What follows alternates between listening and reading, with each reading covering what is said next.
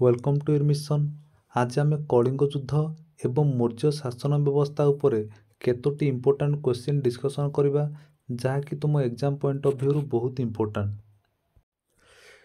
आजिर fast question Kalinga युद्ध केबे संगठित होइतिला? यार राइट आंसर हेउची ख्रीष्टपूर्व 261 रे कलिंग युद्ध संगठित होइतिला। क्वेश्चन नंबर बी, अशोकंक पितांक नाम कौन थिला? मने रख, अशोकंकर पितांक नाम बिंदुसार थिला। क्वेश्चन नंबर सी, अशोक केबे सिंहासन आरोहण करथिले? मने रख, ख्रीष्टपूर्व 273 रे अशोक सिंहासन आरोहण करथिले। क्वेश्चन नंबर डी, केबे अशोकंकर अभिषेक पूर्व अनुष्ठित होइतिला? मने रख, अशोकंकर अभिषेक ख्रीष्टपूर्व 269 रे संगठित होइतिला। आम एबे नेक्स्ट क्वेश्चन देखिबा। क्वेश्चन नंबर ई, केउ नदी कूलरे कलिंग युद्ध संगठित होइतिला? मने रख, दया नदी कूलरे कलिंग युद्ध संगठित होइतिला।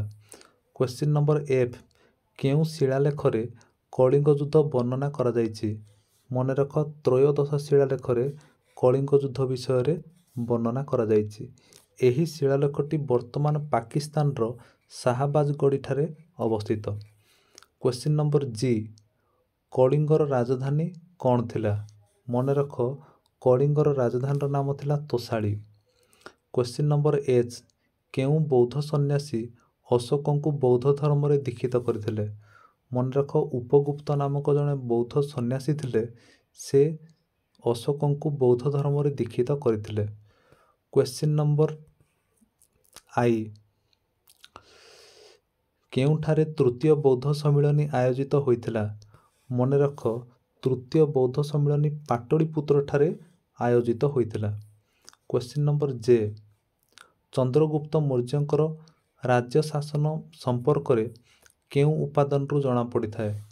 मने रख, अर्थशास्त्र रु मौर्य मानकर राज्य शासन विषय रे जानिबाकू मिली थाए।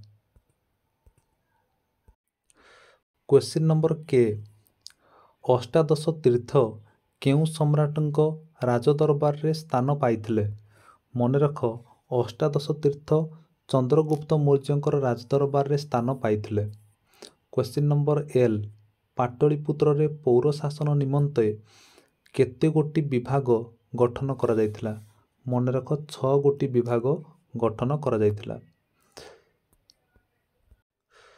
Question number M, Chandragupta Maurya निज साम्राज्य केते गोटी प्रदेश रे विभक्त करथिले? मने रख, तांको साम्राज्य को से 4 गोटी प्रदेश रे विभक्त करथिले। क्वेश्चन नंबर एन, दक्षिण पथर राजधानी कौन थिला? मने रख, दक्षिण पथर राजधानी रो नाम थिला Suvarnagiri. Next question, question number O, उत्तर पथर राजधानी रो नाम कौन थिला? मने रख, उत्तर पथर राजधानी रो नाम थिला Takshashila. Question number P, Maurya जुगरे दीवानी मकदमार विचार निमंते न्यायालय गुड़िक कौन कहा जाउथिला? मने रख, धर्मस्थानीय कहा जाउथिला। क्वेश्चन नंबर क्यू, मौर्य जुगरे फौजदारी मकदमा गुड़िकर विचार पाई निर्दिष्ट न्यायालय गुड़िकु कौन कहा जाउथिला? ताकू कंटक सदन कहा जाउथिला। क्वेश्चन नंबर आर, मेघास्थनीज केउ पुस्तक रचना करथिले? मने रख, से इंडिका नामक पुस्तक रचना करथिले। पिला माने तुमर एमिति किछि क्वेश्चन आसीबो जहार उत्तर तुमको गोटिए वाक्य रे लिखिबाकू पड़िबो। जेमिति कि 2 नंबर ए रे लिखा जाइछि, मौर्य साम्राज्यर प्रतिष्ठाता किए? मने रख पिला माने, मौर्य साम्राज्यर प्रतिष्ठाता थिले Chandragupta Maurya. Question number B, सप्तांग तत्व अनुसारे किए राज्य शासन करुथिले? मने रख, चंद्रगुप्त मौर्य सप्तांग शासन अनुसारे राज्य शासन करुथिले। क्वेश्चन नंबर सी, चंद्रगुप्त शासन संपर्क रे केउ वैदेशिक परिव्राजक तांको विवरणी छाड़ी दे जाइछंती? मने रख, मेघास्थनीज तांको विवरणी रु ଆମେ ଚନ୍ଦ୍ରଗୁପ୍ତଙ୍କର ଶାସନ ବ୍ୟବସ୍ଥା ବିଷୟରେ ଜାଣିବାକୁ ପାଇବା। କ୍ୱେଶ୍ଚିନ୍ ନମ୍ବର ଡି, ଚନ୍ଦ୍ରଗୁପ୍ତଙ୍କର ମୌର୍ଯ୍ୟଙ୍କ ସମୟରେ ସମଗ୍ର ରାଜ୍ୟ କେତେ ଭାଗରେ ବିଭକ୍ତ ହୋଇଥିଲା? ମନେ ରଖ, ଏହା 4ଟି ପ୍ରଦେଶରେ ବିଭକ୍ତ ହୋଇଥିଲା। କ୍ୱେଶ୍ଚିନ୍ ନମ୍ବର ଇ, ଚନ୍ଦ୍ରଗୁପ୍ତଙ୍କର ସମୟରେ ମନ୍ତ୍ରୀମାନଙ୍କୁ କ'ଣ କୁହାଯାଉଥିଲା? ମନେ ରଖ, ମନ୍ତ୍ରୀମାନଙ୍କୁ ତୀର୍ଥ କୁହାଯାଉଥିଲା। କ୍ୱେଶ୍ଚିନ୍ ନମ୍ବର ଏଫ୍, ଦଣ୍ଡପାଳ କେଉଁ କର୍ମଚାରୀଙ୍କୁ କୁହାଯାଉଥିଲା? ମନେ ରଖ, ଦଣ୍ଡପାଳ ଆରକ୍ଷୀ ଅଧିକାରୀ ବା ପୋଲିସ ଅଧିକାରୀଙ୍କୁ କୁହାଯାଉଥିଲା। କ୍ୱେଶ୍ଚିନ୍ ନମ୍ବର ଜି, ମନ୍ତ୍ରୀ ପରିଷଦାଧ୍ୟକ୍ଷ କେଉଁ ମନ୍ତ୍ରୀକୁ କୁହାଯାଉଥିଲା? ମନେ ରଖ, ଏହା ମନ୍ତ୍ରୀ ପରିଷଦର ମୁଖ୍ୟକୁ କୁହାଯାଉଥିଲା। କ୍ୱେଶ୍ଚିନ୍ ନମ୍ବର ଏଚ୍, ପ୍ରଦେଶଟା କାହାକୁ କୁହାଯାଉଥିଲା? ମନେ ରଖ, ପ୍ରାନ୍ତୀୟ ଶାସନ ନିରୀକ୍ଷକଙ୍କୁ ପ୍ରଦେଶଟା କୁହାଯାଉଥିଲା। କ୍ୱେଶ୍ଚିନ୍ ନମ୍ବର ଆଇ, ଅନ୍ତଃ ପରିଷଦରେ କେତେ ଜଣ ମନ୍ତ୍ରୀ ରହୁଥିଲେ? ମନେ ରଖ, ଏଥିରେ 4 ଜଣ ମନ୍ତ୍ରୀ ରହୁଥିଲେ। କ୍ୱେଶ୍ଚିନ୍ ନମ୍ବର ଜେ, ମୌର୍ଯ୍ୟ ସାମ୍ରାଜ୍ୟରେ ଉତ୍ପନ୍ନ ଶସ୍ୟର କେତେ ଅଂଶ କର ଦେବାକୁ ପଡ଼ୁଥିଲା? ମନେ ରଖ, 1/6 ଭାଗ କର ଦେବାକୁ ପଡ଼ୁଥିଲା। ନେକ୍ସଟ କ୍ୱେଶ୍ଚିନ୍, କ୍ୱେଶ୍ଚିନ୍ ନମ୍ବର କେ, ଗ୍ରାମ ଶାସନର ମୁଖ୍ୟଙ୍କୁ କ'ଣ କୁହାଯାଉଥିଲା? ମନେ ରଖ, ତାଙ୍କୁ ଗ୍ରାମିକ କୁହାଯାଉଥିଲା। କ୍ୱେଶ୍ଚିନ୍ ନମ୍ବର ଏଲ୍, ଧର୍ମ ମହାମାତ୍ର ମାନଙ୍କୁ କିଏ ନିଯୁକ୍ତ ଦେଉଥିଲେ? ମନେ ରଖ, ଅଶୋକ। କ୍ୱେଶ୍ଚିନ୍ ନମ୍ବର ଏମ୍, ଅଶୋକଙ୍କର ପଞ୍ଚମ ପ୍ରଦେଶର ନାମ କ'ଣ ଥିଲା? ମନେ ରଖ, Kalinga. Question number N, Toshali କାହାର ରାଜଧାନୀ ଥିଲା? ମନେ ରଖ, କଳିଙ୍ଗ। ପିଲାମାନେ, ଆଉ କେତୋଟି ଶୂନ୍ୟସ୍ଥାନ ପୂରଣ କଲା ପରି ପ୍ରଶ୍ନ ଅଛି, ତାର ଉତ୍ତର ଆମେ ଆଲୋଚନା କରିବା।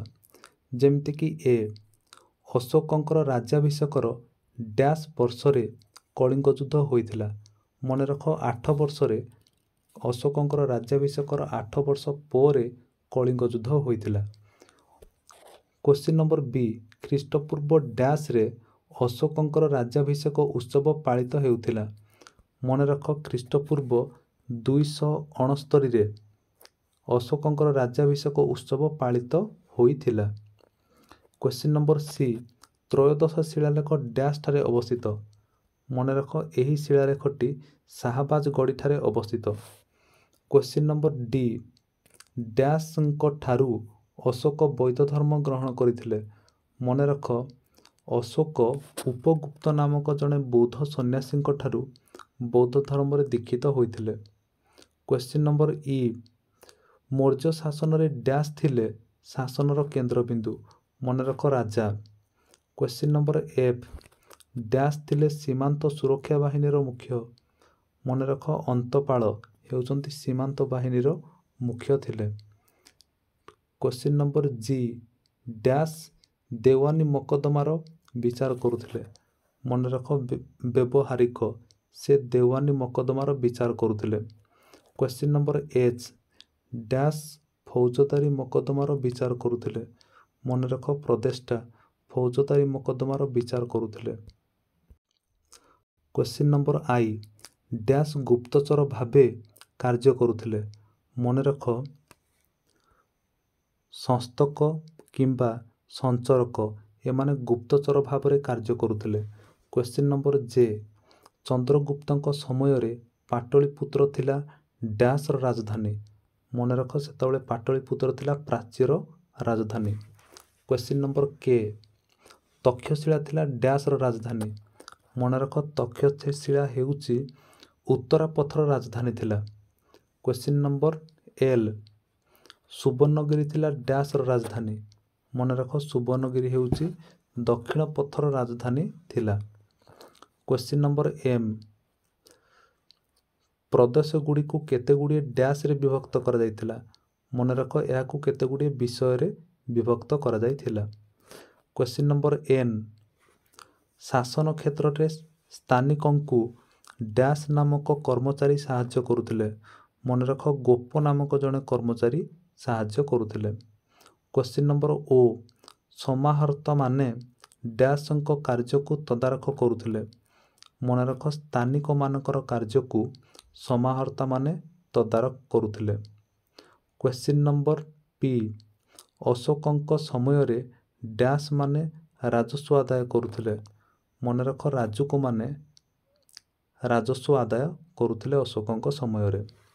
କ୍ୱେଶ୍ଚିନ୍ ନମ୍ବର କ୍ୟୁ, ଆଞ୍ଚଳିକ କୋଷାଧିକାରୀମାନଙ୍କୁ ଡ୍ୟାସ୍ କୁହାଯାଉଥିଲା।